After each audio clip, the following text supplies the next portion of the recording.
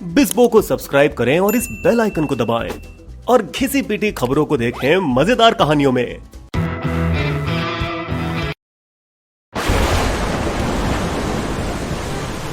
पापा 305 के कप्तान बलविंदर सिंह ने आखिरी बार अपनी लाइफ जैकेट को चेक किया। जहाज तेजी से डूब रहा था और पानी का रुख भी बेहद खतरनाक था। लगता है कूदने के सिवाय और कोई चारा नहीं। अपने कप्तान को देख 30 वर्षीय रसोइया रविंदर सिंह भी छलांग मार देता है। मुझे तो तैरना भी नहीं आता, भगवान मुझे बचा लो। इनसेट 3D छवियां बता रही थी कि साइक्लोन टॉटके पिछले दशक में पश्चिमी तट का सबसे खतरनाक तूफानों में से एक था और ये कम दबाव का भंवर सीधे मुंबई हाई तेल के क्षेत्रों की ओर बढ़ रहा था, जहां हमेशा अधिक संख्या में जहाज मौजूद होते हैं। भारत के पश्चिमी तट पर सभी जहाजों को कुछ दिन पहले ही चेतावनी दी गई थी। बार्ज 305 कम इन, कोस्ट गार्ड का कमांडेंट जनरल आनंद बडोला बोल रहा हूँ। साइक्लोन टाउट के मुंबई तट के करीब आ रहा है। सभी जहाजों को बंदरगाह वापस आने की सलाह दी जाती है। ये बार्ज ऐसी नावें होती हैं जिनका निचला हिस्सा चपटा रहता है और आमतौर पर वो कोयला, रेती, मिट्टी या ड्रेज सामग्री का परिवहन करती हैं। उन्हें रहने के लिए होटल जैसे क्वार्टर में भी परिवर्तित किया जा सकता है, जैसा कि पापा 305 में किया गया था, जहां 261 लोग तेल रेक और ड्रिलिंग प्लेटफॉर्मों पर काम कर रहे कर्मचारी स्थायी रूप से उसके अंदर रहते थे। जब उन्होंने देखा कि बार्ज किनारे की तरफ नहीं जा रहा था तो कई लोगों ने कप्तान से सवाल उठाए। सर, हमारे परिवार चिंतित हैं। और सर, मैंने सुना ये तूफान भयंकर है। लेकिन आखिरकार उन्होंने कप्तान के अनुभव पर भरोसा करने का फैसला किया।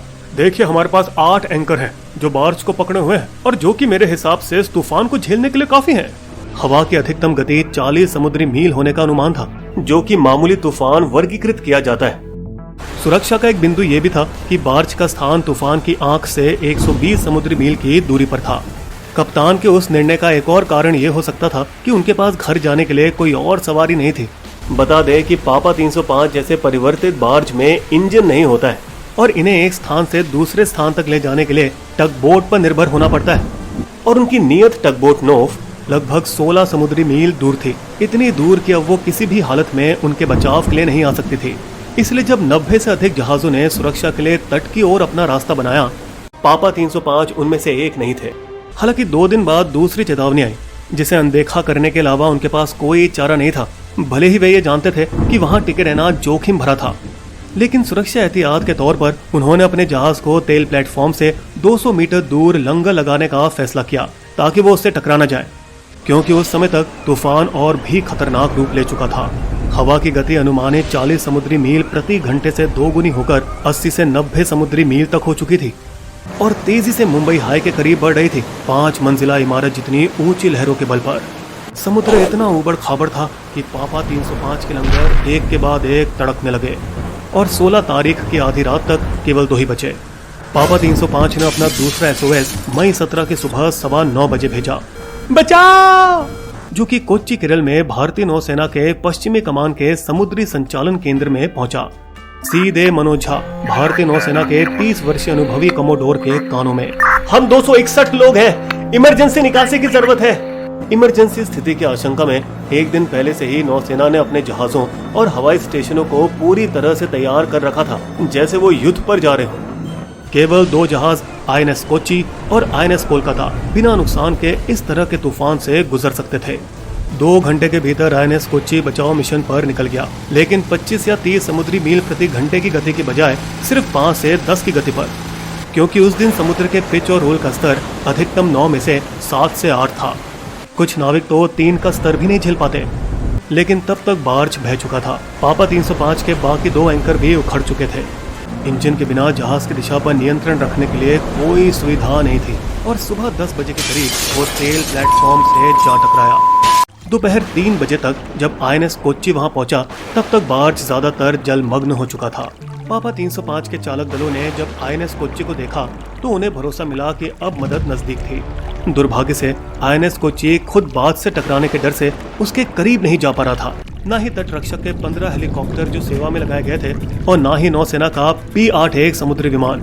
दोनों जहाजों के बीच का फासला देखते हुए पापा 305 ने बोट पर पड़ी 12 राफ्टों में से कुछ को पानी की ओर उतारने की कोशिश की, लेकिन तेज हवाओं ने उसे वापस बार्ज पर टकराया, जिससे वो पंचर होती रही। अब जहाज तक पहुंचने का एकमात्र रास्ता था उस उग्र समुद्र में कूदकर उसकी ओर तैरना। लेकिन हाथ में हाथ मिलाकर वे डूबते हुए बार्च पर खड़े रहे, अपने अपने भगवानों से प्रार्थना करते हुए कि उन्हें कूदना ना पड़े। और लाजिमी कारणों से ना तो बचाव दल चाहती थी कि वे पानी में कूदें। कूदना मत, जहाज पर ही बने रहो, अगर कूदोगे तो बिखर जाओगे और आपको बचाना मुश्किल हो जाएगा। शाम 5:30 बजे तक बार्ज इतना डूब चुका था कि उसका केवल ऊपरी हिस्सा नजर आ रहा था। जो तैरना जानते थे उन्होंने जहाज डूबने से पहले ही छलांग लगा ली और आईएनएस कोच्चि की ओर तैरने की कोशिश की। और जिन्हें तैरना नहीं आता था वे अपने आप को डूबने से बचाने की कोशिश में लगे थे। उन्होंने एक दूसरे का हाथ पकड़कर ग्रुप बनाया और एक दूसरे को दिलासा दिया, धीरज रखो, हम होंगे कामयाब। लेकिन हवा और लहरों की ताकत ने कुछ को बहा डाला। डर और घबराहट के मारे कईयों ने उल्टी कर दी और उस गाढ़े समुद्री नमक ने सभी की आंखों, नाक और गले को जला दिया। कई घंटे लगे लोगों को बचाने में। मैं समुद्र में बचाए जाने से पहले 9.5 घंटे अंधेरे में था। आईएनएस कोच्चि के नाविकों ने पानी को स्कैन करने के लिए उच्च तीव्रता वाली सर्च लाइट का इस्तेमाल किया और जैसे ही कोई दिखा, वो वहां एलआरडी लाउड स्पीकर का इस्तेमाल कर घोषणा की, जिसकी आवाज 1 किलोमीटर की दूरी तक सुनाई देती है। हम नेट फेंक रहे हैं, आपको इसे पकड़ना होगा, समझे ना? इस नेट के जरिए कई लोग एक साथ बचाए जा सकते हैं और बचाव दल के सदस्यों ने इसका उपयोग करके लोगों को ऊपर डेक तक खींचा। पास में ही पश्चिमी तट से 20 किलोमीटर दूर एक और बार्ज गैल कंस्ट्रक्टर 137 लोगों समेत और एक अन्य टगबोट वरप्रदा 13 लोगों के साथ पानी में खिलौनों की तरह उछले जा रहे थे। और जब इसके कप्तान नागेंद्र कुमार ने शाम करीब 5 बजे संकट की घंटी बजाई, SOS, ये एक इमरजेंसी है, तब क्रू के कई लोग रोने लगे। टगबोट वरप्रदा के 13 लोगों में से केवल 2 ही बच पाए। आईएनएस कोलकाता की बदौलत, जो उन्हें बचाने के लिए खास तौर पर तैनात की गई थी और जिसने अंधेरे में उनकी लपटों को देखा। आईएनएस ब्यास, आईएनएस बेतवा और आईएनएस तैग 3 तटरक्षक जहाज और ओएनजीसी के 14 अन्य जहाज सुबह बचाव कार्य में जोड़े गए जब दृश्यता थोड़ी बेहतर थी। खुशकिस्मती कि भारतीय नौसेना पूरी तैयारी में थी, वरना इतने लोग नहीं बच पाते और त्रासदी और भी भयानक होती। हैरानी की बात थी कि 243 स्थिर और 99 लंगर बिना जहाज और इमारत और समुद्र में 7,500 कर्मियों में से करीबन 7,000 ने चक्रवात का सफलता से सामना किया। फिर कुछ को तकलीफें क्यों हुई? पहला कारण हो सकता है कि पापा 305 की टगबोट 16 समुद्री मील दूर किसी और काम में व्यस्त थी। क्या उसे उसकी क्षमता से ज्यादा बोझ दिया गया? और अगर ऐसा है तो ये खराब मैनेजमेंट मुद्दा हो सकता है। दूसरा कारण 8 एंकर का टूटना, सेफ्टी राफ्ट पंचर होना, ये सभी सामग्री की खराब गुणवत्ता की ओर इशारा करती है। टगबोट वरप्रदा 30 वर्षों से अधिक पुराना था और माना जाता है कि वो समुद्री योग भी नहीं था, फिर भी तैनात किया गया। उसे सेवानिवृत्त होना चाहिए था। बार्ज 305 का घंटों पहले कथित तौर पर किया गया पहला संकट कॉल पर कोई जवाब नहीं मिला। क्या संचार माध्यम में कोई चूक थी? हेल्प! ये भी बताया जाता है कि मुंबई का डॉपलर रेडार चालू नहीं था और एमईटी अधिकारी चक्रवात को ट्रैक करने के लिए पंजिम और भुज की रीडिंग पर निर्भर थे। दुर्भाग्य से पश्चिमी तट पर मौसमी स्टेशन भारत के पूर्वी तट के बराबर नहीं है, जहां अधिक संख्या में चक्रवात आते हैं, जबकि पश्चिम में 5 डॉपलर रेडार हैं, वहीं पूर्वी तट पर 8 हैं। Cyclone man of India M Mohapatra इस असंतुलन को सही करना चाहते हैं। हम बहुत जल्द 2 तटों को बराबर कर देंगे। उन्हें जल्दी कदम उठाने की जरूरत है क्योंकि टॉटके पिछले 5 वर्षों में चौथा जबरदस्त तूफान है जो मुंबई पर आ टकराया। निसर्गा, वायु और ओखी के बाद मौसम का मिजाज बदल रहा है, चाहे कारण ग्लोबल वार्मिंग हो या किसी और वजह से, पर हमें भविष्य में मौसम की इस तर्कहीनता के लिए तैयार रहना चाहिए। हिज़्बो की शायरी। घिरा हुआ था जहाज, भीषण था तूफान, नहीं लगा पाए नाविक जिसका था अनुमान। बचाव काम के लिए किया फिर से ना ने काम, तभी बचा पाए कई नाविकों की जान।